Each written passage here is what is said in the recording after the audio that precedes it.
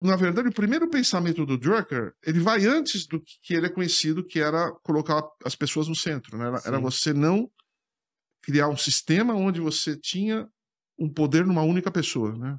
Mas aquela frase do Toffler, o analfabeto do século XXI, não será aquele que não sabe ler ou escrever, mas aquele que não sabe aprender, a desaprender para reaprender.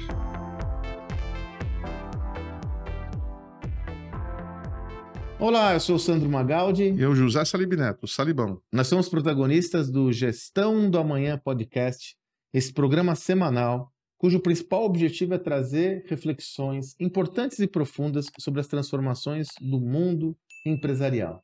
Nunca o ambiente empresarial passou por tantas e tão intensas transformações, porém, para que nós possamos entender para onde vamos, é fundamental entender a nossa essência, não é, Salibão? Peter Drucker nos ensinou isso, né, Sandrão? Mais uma. No meu relacionamento com ele, toda vez que eu fazia alguma pergunta para ele sobre o futuro, ele andava séculos para trás, né? Às vezes séculos para trás, não era anos, né? Não é? Para dar exemplo de lá de trás, alguma coisa para trás, abrir né? nossa mente. E é interessante, Sandrão, porque se você trouxer para os tempos de hoje, né? O Peter Drucker, ele era inicialmente um filósofo, foi considerado um filósofo da gestão e um historiador. Né? Se você pegar hoje a principal voz do mundo hoje, dentro do mundo que está acontecendo, o que vai acontecer, você tem o Yuval Harari, que é um historiador, né? Um filósofo. Olha que coisa interessante, né? Como... Não é à toa. Não é à toa, né? Não é à toa. O mundo é explicado não pelos tecnólogos, né? Boa, porque está executando. Agora, vamos lá. A gente vai te ajudar a entender isso. Porque é difícil às vezes, né? Pois é. É difícil. Então a gente vai te ajudar a entender isso. Por que você tem que assistir esse nosso conteúdo? Para justamente entender qual que é a essência do pensamento sobre gestão, porque a partir daí fica claro ou mais claro, claro não, mas fica mais evidente os movimentos necessários para ir adiante. Antes de a gente começar o nosso papo, sempre a minha recomendação, sugestão ou até o pedido, né? Nos siga. Vai lá, se você ainda não está seguindo o nosso canal, no YouTube, no Spotify, dá um seguir, assim você vai receber em primeira mão todos os conteúdos que nós publicamos ao longo de todo o ano. Você vai receber essa notificação e também você contribui para que esse conteúdo seja distribuído para mais e mais pessoas, porque aí o algoritmo reconhece que ele é relevante e aumentamos esse nosso impacto e tem atingido centenas de milhares de pessoas para nosso orgulho. Salibão, sabe como eu queria começar essa história? Primeiro assim, ó, a ideia de construir... É muito legal isso, né? A ideia do nosso best-seller Gestão do Amanhã, né? Aqui, nosso primeiro livro nessa nova jornada, é o nosso segundo livro junto, mas nessa nova jornada, nosso primeiro livro, publicamos em 2018, um dos livros de negócios mais vendidos da história do Brasil. Lembrando que os nossos 5 livros de negócios, o quinteto da gestão exponencial, já vendeu mais de 1,2 milhão de cópias entre livros impressos, digitais e tal. A ideia desse livro surgiu justamente da nossa inquietude em construir a linha do tempo do mundo da gestão, né, Salibão? Tudo começou daí. A nossa jornada começa dessa inquietude, né?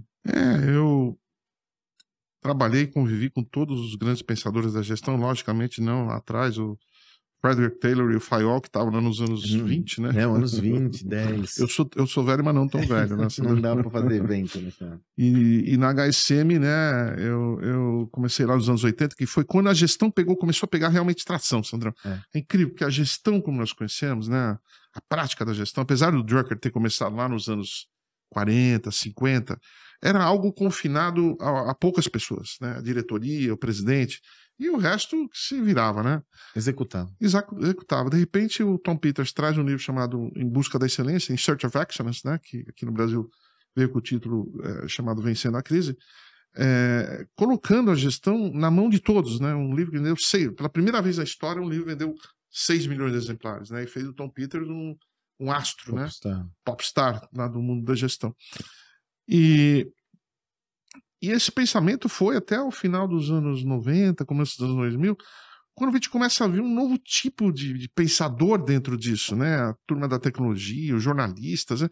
O mundo ficou meio conturbado, assim, não era mais aquela lógica dos consultores, geralmente era professor das grandes universidades, americanas principalmente, algumas exceções lá da Europa, e o mundo da consultoria, né? O mundo da consultoria. De repente, não se falava mais desses caras, né? E foi aí que nasceu a inquietude que nós nos juntamos, logo na minha saída da HSM, na tua saída do meusucesso.com, para tentar explicar o que pode ter acontecido com os grandes pensadores, né, da gestão, com a estrutura clássica que se perderam ao longo do caminho, ou teve... A tecnologia nos trouxe outra dinâmica, né? E basicamente ajudou bastante, né, Sandro? Não, e aí tem uma lógica... Foi a primeira coisa que a gente fez antes de escrever o Gestão do Bem, foi o timeline, essa pesquisa. Né, foi essa pesquisa. E tem uma lógica que a gente seguiu que Peter Drucker comentava que uma das variáveis mais negligenciadas nos negócios é a demografia. Né? Ele falou uma das variáveis mais relevantes e negligenciadas é a demografia. Nós tivemos um insight de procurar entender, porque veja, uma organização é uma entidade social, ela coabita na sociedade, ela troca valor, né? Ela cria e recebe valor da sociedade. Desta forma, muitas vezes nós esquecemos que uma organização como uma entidade social, ela recebe influência da própria sociedade. E aí nós tivemos um insight de correlacionar a evolução do mundo da gestão com as mudanças sociais. Qual que é a nossa tese? Se a gente enxerga e treina nossos olhos a enxergar isso, eu consigo enxergar o que está acontecendo agora para poder ter uma perspectiva do que vai influenciar no mundo dos negócios. E a gente começa essa jornada lá atrás, né, Salibão? Primeira Revolução Industrial, né? Onde surge o advento das empresas, né? Um ambiente onde a sociedade está em ebulição, a primeira onda tecnológica, mecanização do trabalho, surgimento das firmas, com o estabelecimento desse novo sistema produtivo que são as empresas, houve a necessidade de um sistema de conhecimento para dar conta disso. E veja, isso foi resultante do movimento social. Lá no final do século XVIII, começo do século XIX, a demografia, o que acontece é que há um crescimento populacional expressivo em todo o mundo, com o homem se estabelecendo de forma mais clara em cidades, nas metrópoles começam a crescer, a medicina evoluindo, a tecnologia evoluindo faz com que as pessoas vivam mais e tenham mais filhos. Com isso, a população cresce generosamente. E o modelo produtivo de até então era o trabalho artesanal. O núcleo produtivo eram as famílias. É daí que surge a necessidade de se estabelecer um novo sistema que desse conta dessa demanda. É que surgem as empresas. Olha só, o movimento social, surgem as empresas. E aí foi nessa, Libão, que surgiu a necessidade de eu pensar um sistema, um pensamento de gestão, nem de estratégia, de gestão, para dar conta disso. É a primeira e a segunda revolução industrial que surge a administração científica, né? Com certeza, a partir da criação do motor a vapor, né? Que na verdade, se você pensar bem, foi uma tecnologia de ruptura enorme, né, Sandro? Assim, a gente fala de tecnologia de ruptura agora. Era mecânica. Mas ao longo da história da humanidade, nós tivemos várias inovações de ruptura, né? Só que essa foi muito forte, porque ela trouxe uma prática, né? Um novo arranjo. O Peter Drucker não gostava de chamar de administração de ciência. Ele falou, ciência é outra coisa, né? Isso aqui é uma prática, como o direito, como a medicina, né? É uma prática, né? E aí muda muito, né? O Frederick Taylor vem com esse conceito da gestão científica, que basicamente, resumindo, logicamente ela é muito profunda, fazia com que o objetivo seria produtividade, né, Sandrão? É a onda da produtividade, né? eficiente. Eficiência operacional, porque os mercados eram muito limitados, né? Você tinha pouca concorrência. E quem fizesse bem alguma coisa tinha sucesso, quem não fizesse não tinha, fracassava. Então essa gestão científica, ela meio que durou um bom tempo, né? Indo para a segunda revolução industrial, junto com a eletrificação, produção em massa, que ainda o objetivo era ser eficiente. Produtividade, né? produtividade. E esse pensamento durou muitos anos, né, Sandro? Até a gente chegar lá no Peter Drucker nos anos 40, né? Exatamente, quando ele foi convidado mas é interessante sua visão, para a gente entender que boa parte do nosso sistema de pensamento sobre gestão, ele é influenciado pelo início de todo o processo, que é o pensamento da administração científica, que justamente veio de encontro à lógica a seguinte: se eu tenho uma demanda que está posta, como eu organizo os recursos da minha organização, como eu organizo os recursos da minha empresa para obter a maior eficiência produtiva possível. É daí que vem a era da eficiência, que até hoje ela é relevante, e boa parte do nosso sistema de pensamento sobre gestão, você pega o Falcone, o professor Vicente Falcone, ele é muito orientado ao quê? Eficiência. Não dá para ter uma empresa bem-sucedida se ela não for eficiência e produtividade. Você, quando passa de um estágio para o outro, o estágio anterior não é esquecido. ele é dado como dizem os americanos, it's a given, né? Já é dado. É dado. É a mesma coisa que você tem o foco na concorrência, né? A partir dos anos 80 e tal, mas não é que a concorrência não é importante, it's a given. É que as coisas vão mudando de patamar. A eficiência operacional é relevante até hoje. Salibão, você tem uma ideia, né? Quer dizer, o surgimento do pensamento da administração surge, por exemplo, a organização do trabalho em linha de produção, surge o gerente. Não tinha essa hierarquia, porque não haviam organizações, óbvio, que isso continua sendo relevante. Mas aí vamos evoluindo no tempo, você já trouxe uma primeira referência, vamos dar um pulo um pouquinho maior no pós-guerra. Então o que acontece com a Segunda Guerra Mundial? Foi necessário estabelecer um plano Marshall, que foi de reconstrução da Europa e também do Japão, porque todos os meios produtivos ou foram dizimados ou estavam concentrados para a guerra, né, Salibão? Exatamente. Tudo virou produção para a guerra. Esse é um movimento social. Com isso, vamos trazer para as organizações? Olha que legal. É aí que começa a emergir o sistema do maior pensador da administração moderna, que é o Drucker. Mas se a gente der um passinho para trás, Sandrão, ele como viveu antes mesmo, na época da ascensão do nazismo na Alemanha, ele pegou a ascensão, tanto que ele escreveu um artigo chamado O Papel dos Judeus na Economia Alemã, e ele foi perseguido pelos nazistas por causa desse artigo, né? Queimaram o artigo em público, o jornal, um negócio horroroso. O nazismo, o fascismo foram um movimento social também. Total, né? mas evidente. Totalmente, sim, né? Evidente e o que originou o pensamento do Drucker, né? Tipo, o que fazer para não ter essa centralização do poder? Sim. Né? Você fortalecer as instituições, não é verdade? E as organizações estão nesse contexto. Então, o primeiro pensamento do Drucker, ele vai antes do que ele é conhecido, que era colocar as pessoas no centro. Né? Era você não criar um sistema onde você tinha um poder numa única pessoa, né? E a organização ser Exatamente. Foi aí que o próprio Alfred Sloan convidou o Peter Drucker para estudar a organização para que ela não entrasse nessa questão da burocratização. Olha que interessante, né? Salibão. Interessante, né? Graças a esse movimento social, ele cria esse pensamento de como eu fortaleço as instituições e as organizações corporativas como tal, para que elas sejam entidades que representem uma aspiração social. Sim. E dentre esses pensamentos também vem nessa época o pensamento precursor e pioneiro, visionário Drucker, do profissional do conhecimento. Que ele começa a refletir sobre o real potencial do indivíduo na organização, que até então era visto apenas como uma consequência do processo. Exatamente. Né? O trabalhador do conhecimento e tudo que veio com ele, dessa época, começa a evidenciar que uma organização é uma entidade viva, composta de pessoas que têm seus talentos, e esses talentos são que levam uma organização adiante. Isso foi derivado, de novo, de um movimento de reconstrução de nações e valorização do indivíduo, mas sem perder, como você falou, o given, a eficiência operacional. Sim. Então aqui a gente coloca, lá pelo final dos anos 40, começo dos 50, vai pegando tração até os 60, a figura do trabalhador do conhecimento, né, Salibão? Que é um conceito chave para a gente entender até onde nós chegamos agora, né, com todo esse processo de evolução. O knowledge worker, né? Na verdade, que knowledge worker, nós precisamos do knowledge worker cada vez mais, né, Sandrão? Sem dúvidas. Porque cada vez mais a sociedade é baseada em conhecimento, né, Sandrão? Olha que percursor. A gente não fala mais de máquinas, né? A gente fala de software, né? Conhecimento, né? Olha, e aí, olha como... A gente vai do hardware para o software, né, Sandrão? Exato. E você veja, eu só olhava máquina, eficiência operacional. Eu começo a falar, pô, tem um indivíduo. Sim. Uma descoberta. Aliás, para muitos eu acho que ainda estão descobrindo. Me fala, Sandrão. Tem muitos que ainda estão descobrindo isso, mas esse é outro assunto, né? Mas olha como faz sentido.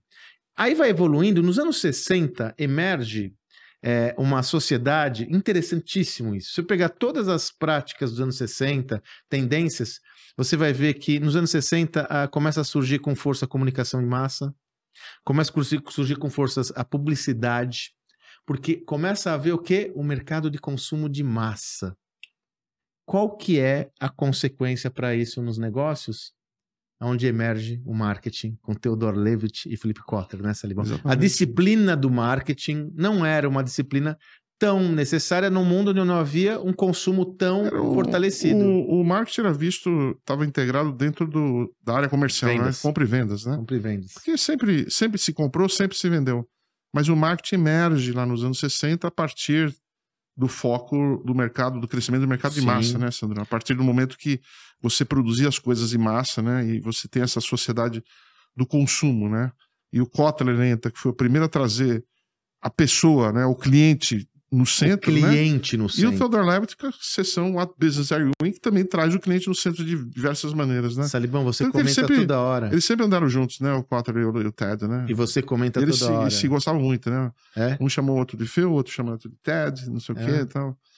O Kotler está vivo até hoje. Até hoje. Vou visitar em breve lá em Sarasota, né? Perfeito. E dessa vez vou levar o Álvaro Chocaí lá da Link Business School, que o sonho dele é conhecer o Kotler pessoalmente. E o Theodore Levitt, que nos deixou já há alguns anos atrás, mas é impressionante como o legado que esses caras nos deixam. Eu acho que não tem uma palestra que eu não falo dele. Não é, Salibão. E olha só, falar dele, né? Eu vou trazer um elemento. Tem um podcast muito bom nosso, modéstia à parte, que é do Theodore Levitt, What Business Are You In? E aí você vai ver lá, nós nós desvendamos esse pensamento do Levitt. Tem também um do Kotler, se você desejar. Mas quando eu estava fazendo essa pauta, de novo, Salibão, Sociedade de Consumo, Emerge o Marketing. Que ano foi publicado o Milpin Marketing? Pois é, 1960, um ano depois que eu nasci. Né? 64 anos atrás. Aliás, o grande marco de 59 foi o seu nascimento. A gente não devia colocar na nossa agenda aqui, em letras garrafais. Mas olha, Salibão, fora o seu nascimento. Cara, não é coincidência, né, Salibão? Mercado de consumo, eu começo a olhar e falar, peraí, como é essa história de marketing, né? O que é isso? Começa a surgir uma disciplina que é fundamental hoje para os dias atuais. Né? Sim. O marketing, como diz o Peter Drucker, né? Marketing e inovação que dirige em qualquer empresa, né? O resto é custo, né? Aqui, o marketing... A grande contribuição do Kotler, quando a gente fala no nosso programa, é que ele criou as bases do marketing moderno. Sim. Né? Ele é um grande articulista de conhecimento, né? E todos organizador, né? Todos eles pupilos do Drucker, porque no final do dia, Sandrão, se você pegar todas as teorias de administração, todas elas saíram do Drucker de algum lugar, entendeu? Vai desembocar. Tanto que o Drucker fez algumas inimizades, porque às vezes vinham autores criando alguma teoria nova, né? E o Peter Drucker falou, olha, é que nem jovem transando pela primeira vez, né? Contando como é que foi. Então, eu já conheço isso aqui tá escrito no meu livro, tal, 1950, tal. Pô, e aí os caras ficavam muito putos da vida, né, Sandrão? Tá muito putos. Eu já convivi com vários deles, né? Não, você pegar, assim, o Tom Peters, né, e o Michael Porter não tinha nenhuma simpatia pelo Drucker, nenhuma simpatia. Assim como a academia também não tinha. A academia não tinha. Porque os caras passavam 10 anos para achar alguma coisa e o Drucker achava em 2 minutos, né? Mas olha lá, vamos continuar. Anos 60, então, mercado de consumo, marketing.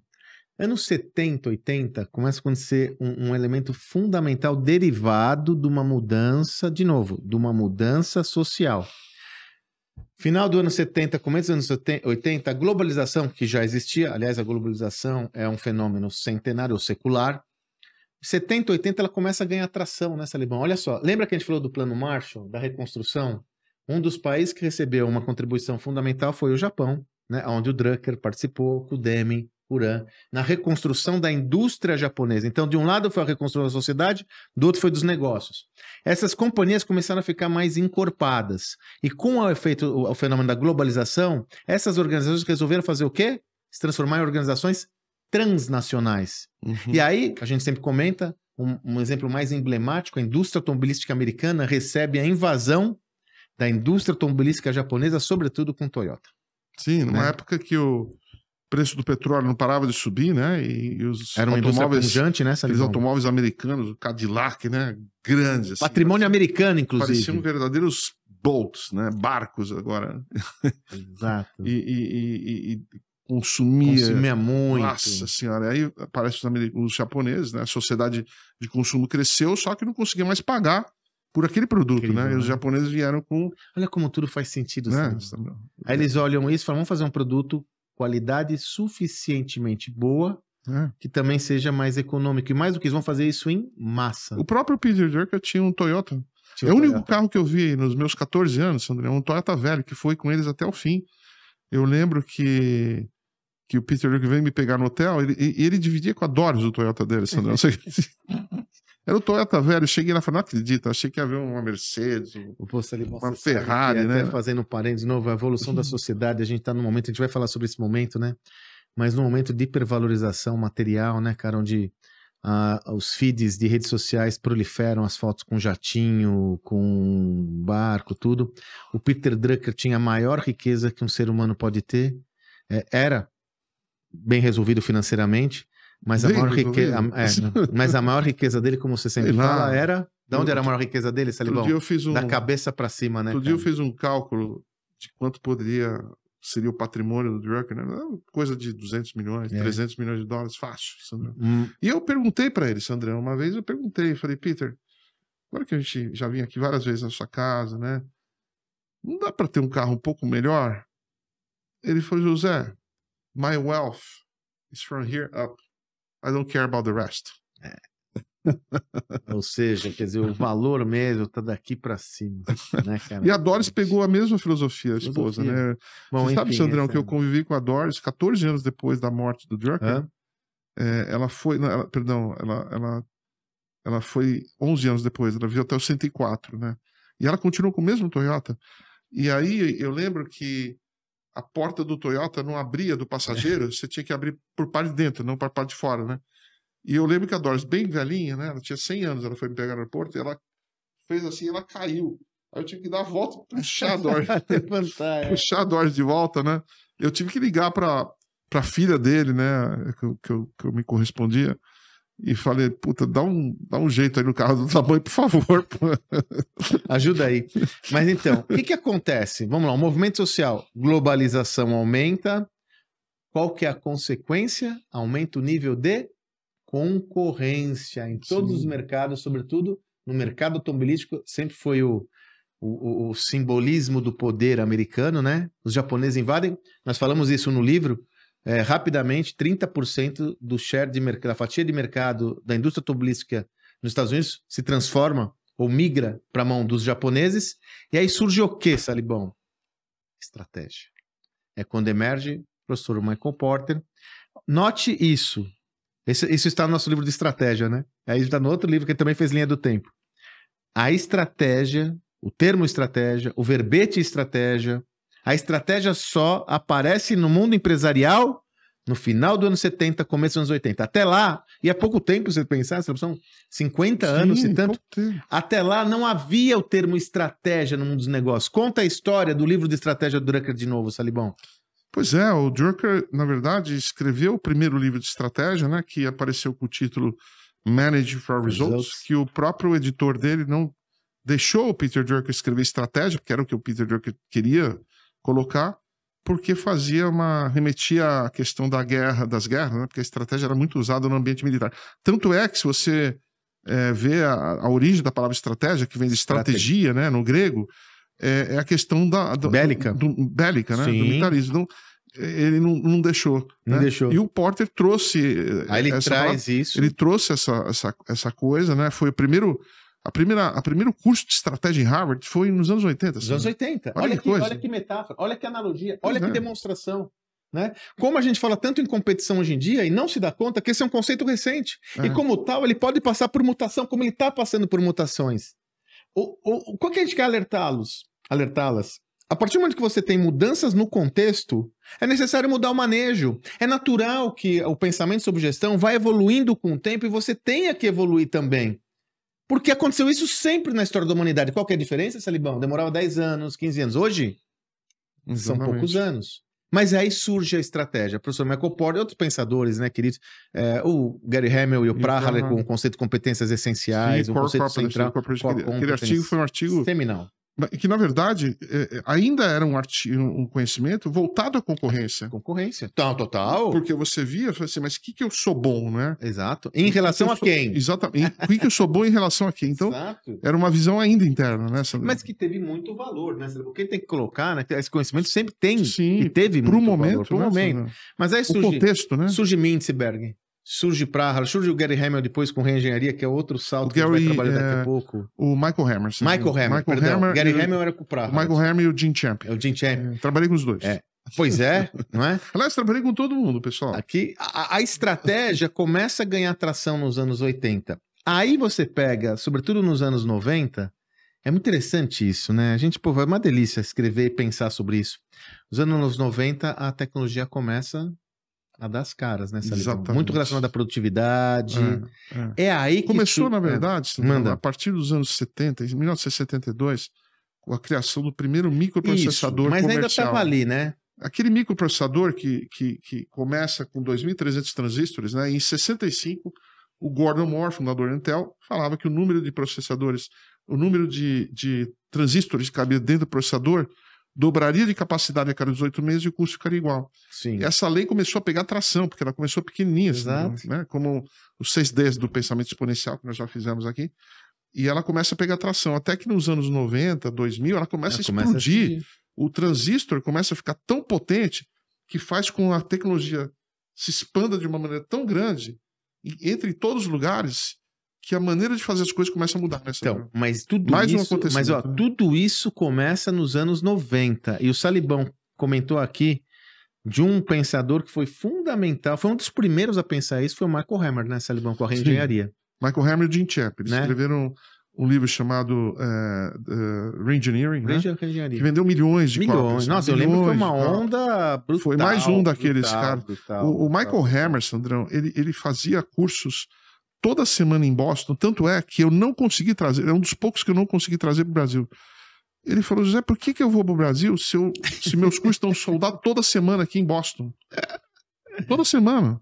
Ele falou, se eu vou para o Brasil para dar uma palestra, eu perco uma semana de oportunidade. O custo dele era $10 mil por pessoa. Não há dúvidas. Cara. Só que houve uma confusão, Sandrão. As pessoas confundiram a questão da tecnologia com a questão de só usar para focar em corte de custo, né? E não para criar valor para o cliente, né, Sandrão? A ideia do Michael Hammer é muito interessante você estar trazendo, que já era uma ideia precursora.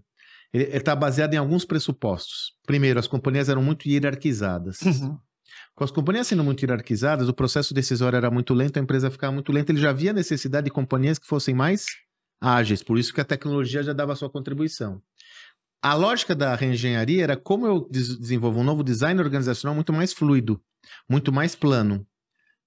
Muitos entenderam isso como downsizing. Então tira a camada, manda todo mundo embora, e aí infelizmente, o conceito de reengenharia foi mal interpretado e o Michael Hammer e o James Champ ficaram com essa alcunha de cortar, né, de cortes burros, inclusive, e não é isso. Não é nada disso. O conceito de reengenharia foi um conceito precursor no sentido de trazer um conhecimento mais estruturado para a gestão, posto que o conhecimento estabelecido ele não atendia às novas demandas. E tem uma outra coisa nos anos 90 muito interessante, que o Salibão também participou desse papo. Lembra que a gente falou, nos anos 60, mercado de consumo, o mercado de consumo explode, 70, 80 bomba. Nos anos 90 começa a acontecer uma história muito interessante, também derivada da tecnologia, que é a personalização dos gostos. As pessoas se entendem como indivíduos. Vamos pensar até movimentos sociais. Anos 60, 70, o movimento hippie, era o coletivismo. Anos 80, 90, o yuppie, era o indivíduo. O que surge como derivação desse pensamento, até uma derivação e evolução do marketing? Stan Rapp, né? A hiperpersonalização, o marketing one-to-one, tudo emerge dessa demanda, que a tecnologia me ajudava. É aí que surge o CRM, as ferramentas de CRM. A tecnologia me ajudava a fazer uma comunicação one-to-one. O Stan Rapp nos trouxe o conceito do maxi-marketing, Maxi-marketing. A questão do one-to-one, né? De você fazer coisas personalizadas. Logicamente, né? Até aquele momento não se... Como era possível, né? Como era possível, acabou sendo mais segmentado, né? Mas ele já entendeu, ele viu na frente. E quem inspirou ele, Sandrão? Quem, Salibão? Alvin Toffler. O Toffler. Alvin Toffler. O Alvin Toffler inspirou o Richard McKinnon. Com a visão de futuro. Ele, nos anos 60 e 70, ele enxergou tudo isso. A sociedade do conhecimento. O Toffler também era incrível, né? A evolução da tecnologia, né? Se pegar as previsões do Toffler, eu trabalhei com ele 2 vezes. Todas elas vingaram. É incrível, né, Salibão? O Toffler talvez seja alguém que nós damos atenção nos nossos projetos, mas alguém que não receba tanta atenção e foi fundamental, ele foi um futurista, né? Um futurista. Na verdade, ele não criou participou do mundo da gestão, mas as previsões deles todas levaram a você criar pensamentos de gestão em volta disso, né? Tanto que como o Richard McKinnon, o Stan Rapp, todos eles eram fanáticos pelo Toffler. Tudo dos anos 90. Sim. Salibão, aquela frase O Toffler veio dos anos 60, 70, né? 60, ele vem evoluindo, né? Mas aquela frase do Toffler, o analfabeto do século XXI não será aquele que não sabe ler ou escrever, mas aquele que não sabe aprender, a desaprender para reaprender. Até isso ele viu, né, Sandro? Sabe, eu pesquisei, essa frase é de 1997. Não tinha nem internet quando ele sentenciou Quando ele profetizou essa visão. Hoje, com esse mundo de ruptura, ele acertou na mosca, né? Olha a importância da gente entender a estrutura de pensamento. Nesse sentido, anos 90 acontece a engenharia, o mundo da gestão começa a receber a influência da tecnologia, anos 2000, a casa cai. Vem a explosão, Sandrão, vem a explosão. E se você pegar... E você falou, acho que o Salibão pegou um tema que é importante, tudo começa lá nos anos 60 com a lei de Moore. A tecnologia foi ganhando exponencialidade, de modo que nos anos 2000 ela pegou seu primeiro ápice e ela explode com a internet, né, exatamente. E coincidiu com a explosão da bolha, né, Sandrão? Que foi todo mundo achou que a tecnologia, como o Tom Peters... lembra que quando teve a bolha, né, e o Tom Peters trouxe um artigo, ele falou assim, as pessoas não têm ideia do que está por vir. Exato. Né? Todo mundo achou que a tecnologia não era tudo isso, vocês não têm ideia do que está por vir, né? Porque eles entendem. Olha que lição pra gente hoje. Anos 2000, eles entenderam que a internet era uma ferramenta e não... Alguns entenderam que a internet era uma mera ferramenta tecnológica e não uma tecnologia que mudou o contexto. Horizontal. Parecida com a inteligência artificial hoje, hein, gente? Horizontal, que mudou tudo e todos. Quem teve a capacidade de fazer uma leitura adequada desse contexto foram as empresas vitoriosas da nova era. Amazon, com certeza, Google. né? É quem enxergou e falou, isso daqui não é uma onda, não é uma ferramenta. Isso daqui muda o mundo, né? Então, veja, a internet não é um fenômeno corporativo. A internet é um fenômeno social. Porém, o seu advento e, sobretudo, a sua democratização gerou impacto nos negócios brutal que foi culminando com o que a gente tem hoje. É o começo da revolução nos anos 2000. Nós temos um podcast muito legal, né, que é o que aconteceu em 2007, que a gente mostra todas as rupturas geradas em 2007, né, Salibão? O streaming pela Netflix, o iPhone pela Apple, o Airbnb, o Twitter, o Watson, Bitcoin, Kindle, enfim. Tudo surgiu em 2007, mas não foi à toa. O Salibão matou. A exponencialidade atingiu um primeiro ápice nos anos 2000. 2007 foi quando haviam as condições tecnológicas para que emergisse ou surgisse todas essas organizações com força, né? E aí você tem uma revolução no mundo da gestão. O que aconteceu com os pensadores em 2007, Salibão? Você que vivenciou isso como ninguém. Sandrão, aquela turma das... né? E aí a gente entra com todo respeito às escolas, né, de negócios, mas a gente sabe que as escolas não são os lugares mais rápidos do mundo, né, Sandrão? Eles demoram para querer mudar. Os professores, eles normalmente sempre tiveram muito tempo para criar suas teorias, né? Faziam projetos de 5, 10 anos. O próprio senso de urgência, o próprio PhD, Sandrão, o próprio PhD, ele é resultado desse tipo de coisa, porque o PhD, pelo menos até onde eu sei, né, quando eu estava na Carolina do Sul, a pessoa pega um tema. Isso é profunda. Em 4 anos. Claro. Um tema em 4 anos, Sandro. Será que hoje dá para você estudar um tema durante 4 anos? Não dá. Não, se você acabou 4 anos, acabou o tema. Acabou o tema. Mudou tudo, né? O tema mudou, né, ficou obsoleto. Acho que o próprio PhD vai ter que ser revisto, né? A velocidade do mundo acadêmico era outra, ela não acompanhou a velocidade da transformação. E aí a gente começa a ver outros pensadores que vieram, né? Que na verdade não necessariamente eram pensadores de gestão, né? Como Ray Kurzweil, Peter Diamandis, né? Malcolm Gladwell, pessoal lá da Singularity Universe, o Chris Anderson, que pegam outras. Tiveram alguns, sim, que foram muito importantes, né? Como o Clayton Christensen, mas que tinha uma visão. É interessante, porque olha, eu falo isso abertamente, né? E todo mundo sabe. O Clayton, ele lecionava em Harvard, mas ele criticava muito a instituição. Muito. Ele falou assim: que esse galera é lento, não está construindo para o futuro, né? Então ele criticava muito, com todo o respeito e admiração que a gente tem pela Harvard Business School.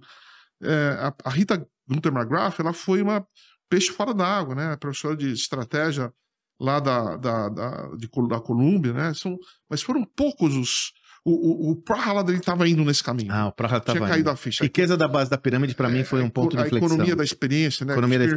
O Prahalad, seguramente, ele estava nesse caminho. Faleceu precocemente também e não conseguiu dar jeito. Você tem toda a razão, Salibão. O Prahalad estava segura. Quando ele questionou a riqueza na base da pirâmide, é aquilo que você fala, ele virou um cara de antropologia, sociologia, história. Ele entendeu... Ele estava entendendo as mudanças da sociedade. Agora a gente está vendo outro tipo de pensador, Sandrão, que são caras que foram empreendedores, mas que gosto de estar no ambiente de ensino, né? Acadêmico, você pega o Scott Galloway, né? Scott Galloway. Que É um dos caras que tá em cima da bola. Que teve aqui, né? Ele foi empreendedor, ganhou muito dinheiro. Mas ele tá na universidade. Ele gosta de ser chamado Professor Galloway, né? Mas nunca fez PhD nem nada, pelo menos até onde eu sei. Mas ele voltou à universidade para se aliar a isso, né? Exatamente. Porque ele valoriza a construção então do eu acho que as escolas... E eu acho que é isso. As escolas do futuro vão ser as que conseguem atrair... Concordo. Profissionais que deram muito certo e criar um ambiente gostoso para eles. Salibão, porque o cara não está a fim de empreender de novo, não está a fim de passar pela mesma coisa, de levantar capital, mas está a fim de ter um ambiente de crescimento e fazer assim, porque não adianta nada para você ser professor numa universidade, você tem que ter mestrado, você tem que ter PhD. Cara, as universidades vão ter que fazer exceções. Você não pode deixar um cara que construiu uma empresa de 2, 3 bilhões de dólares, o cara quer dar aula na tua escola e não vai poder porque você não tem o PhD, Sandro. Pelo amor de Deus, né? E Salibão, tem uma história... break, como dizem os americanos. E tem uma história muito relevante, Salibão, que é assim. Só a prática não basta para nós lidarmos com os problemas complexos da atualidade. Eu tenho que ter a prática e a expansão do meu repertório com conteúdos em profundidade que me ajudam a entender essa lógica de uma forma mais ampla. Senão a prática só me vai colocar numa única base. Esses empreendedores que estão voltando ou utilizando esses outros recursos, você pega lá atrás o Andy Grove, né, Salibão? Né, ele sempre se aliou a uma instituição, né, cara? O Andy Grove também tinha essa vocação, né, cara? Aliás, Stanford é uma escola diferenciada porque ela sim permitem que empresários e empreendedores sejam professores. Conselheiros. Escola, né? Que não precisa ser o cara que tem só um PhD. Exato. Porque o cara é empreendedor, senão não tem saco pra ficar 4 anos estudando a mesma coisa, né? Pelo amor de Deus, politicagem, né? Da porra, não tem, não dá, cara. Não dá, entendeu, cara?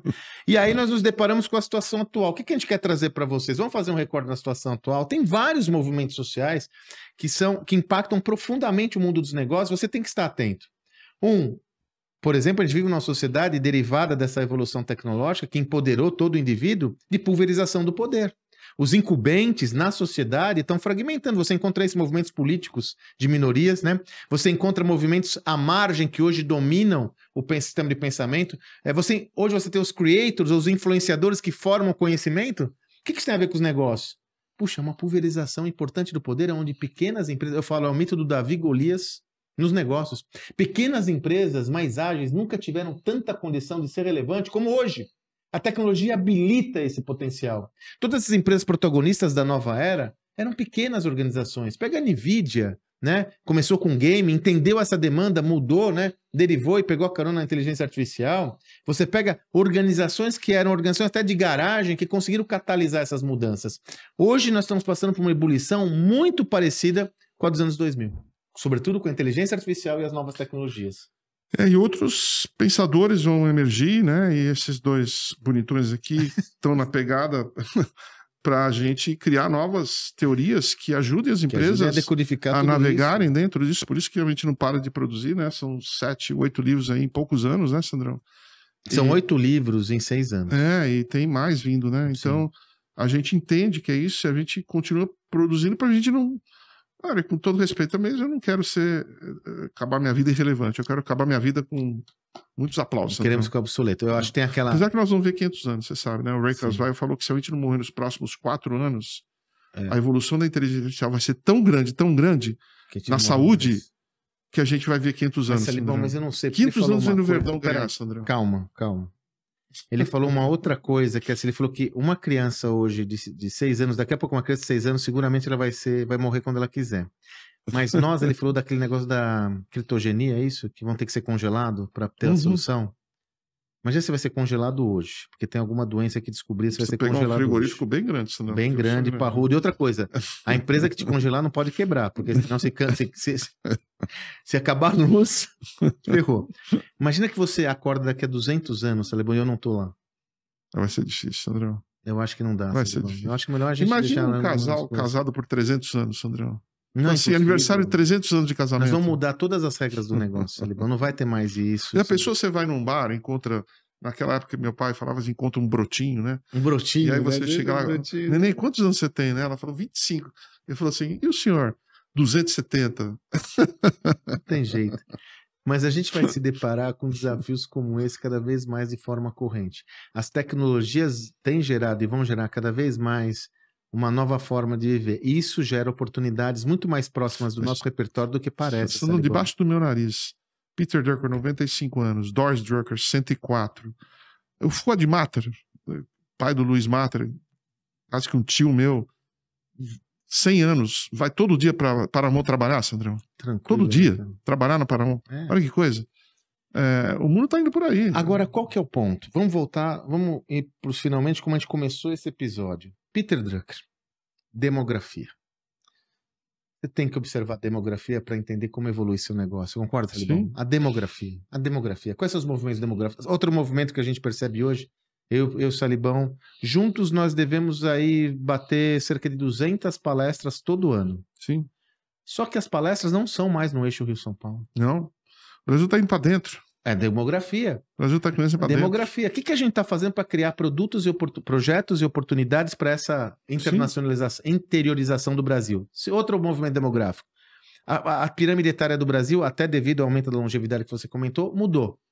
Salibão, eu ainda fico impressionado como não existe, em geral, produtos e serviços focados nos 50 mais. Pois é. Não existe. Você pode ver, em geral, e vai ser a população maior daqui a pouco. Produtos educacionais, Sandrão. Em geral. Educacionais. Em geral. Serviços, Salibão.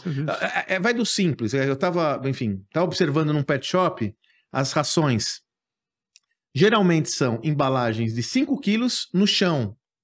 E se você pegar eu fiz um projeto agora com uma empresa do setor, eu peguei uma curva, Salibão, conforme a faixa etária aumenta da população, aumenta o número de pets. É uma obviedade, porque os filhos saem de casa e tal. Então, quer dizer, cola comigo. Eu tenho uma população, crescimento populacional, que tem pet, e vai pegar um saco de 5 quilos de ração que está no chão? Será que não é o caso de eu pensar em embalagens diferentes? Eu na loja pensar... Ninguém está pensando nisso? Pois é. Porcionamentos distintos. Eu não preciso de um porcionamento tão grande se eu moro sozinho. Percebe? Olha a oportunidade. Demografias. Se você soma isso a tecnologias emergentes como inteligência artificial, você tem um caldo para ruptura e transformação como nunca houve na humanidade. Agora é necessário estar atento a isso, atenta a isso, ligado nisso, ter repertório para isso.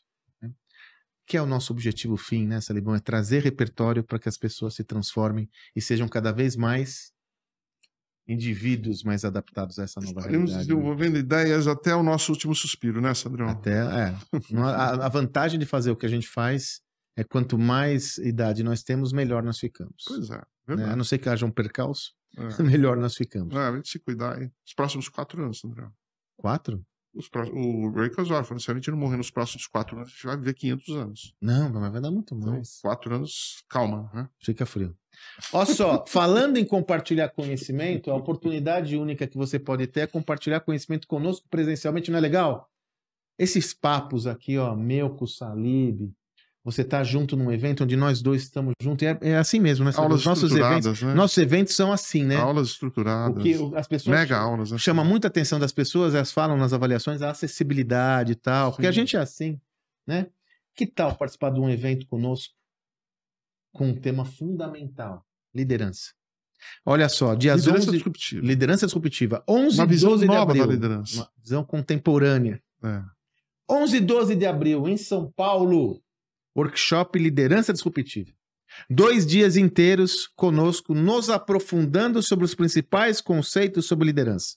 E aí nós vamos de cabo a rabo, né, Salibão? O que é liderança disruptiva, as habilidades do líder, as 8 habilidades e competências do líder para liderar na era da revolução digital. A gente vai falar sobre equipes de alta performance, vamos falar sobre como fazer perguntas transformadoras, como o líder domina a arte de fazer perguntas transformadoras. Vamos ter convidados especiais, vamos ter atividades na turma, vamos ter network, happy hour, tudo que você quiser.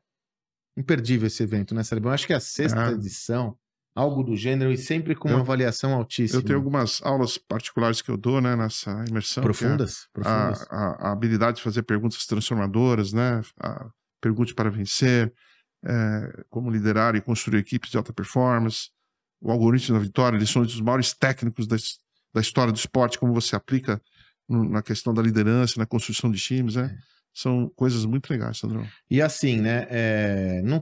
Nunca tivemos que acessar esse gatilho. Mas imagina que você está um pouco insegura, com valor e tal, não tem problema. Nossos eventos todos têm garantia. Todos, não tem letra miúda nem nada. Você saiu do evento, não gostou, manda um WhatsApp pra gente, a gente põe o dinheiro na sua conta de volta. Nunca aconteceu. Mas se acontecer também não tem problema, porque a gente se compromete mesmo com o sucesso. 11 e 12 de abril em São Paulo. Vai deixar o link aqui, também tem o QR Code. Se você tiver afim, faz a sua aplicação para a gente analisar e a gente estarmos juntos nessa jornada. Vamos falar sobre isso, sobre evolução, mas vamos falar sobre o presente, sobre como ser um líder melhor. E o livro, Salibão?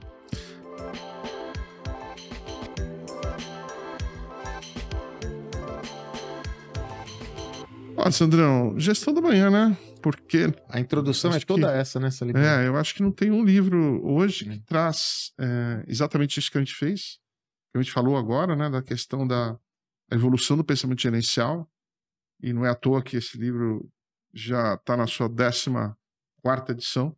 15ª edição. 15ª edição, né? Então, fiquem tranquilos, porque com esse livro vocês vão estar muito... vão saber da onde a gente veio, onde a gente está e para onde a gente vai. Para onde a gente vai. Ó, e na primeira parte do livro, justamente aqui, ó, toda a primeira parte do livro é destinada a esse processo. São 48 páginas onde a gente justamente faz a linha do tempo do mundo da gestão. É a base para tudo que veio a partir disso. Todos os outros livros vieram a partir dessa ação. O que a gente quer lhe alertar é que a velocidade e a complexidade das transformações atuais, elas demandam um novo sistema de pensamento. Só que esse sistema de pensamento ele tem que ser profundo, complexo, lastreado na nossa essência.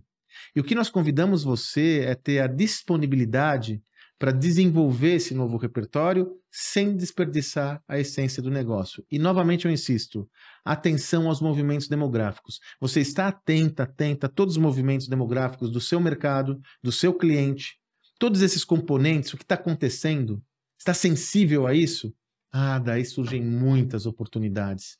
Negócios surgem, como diz o Levitt, né, Salibão? Um negócio não surge de uma patente ou de uma ideia.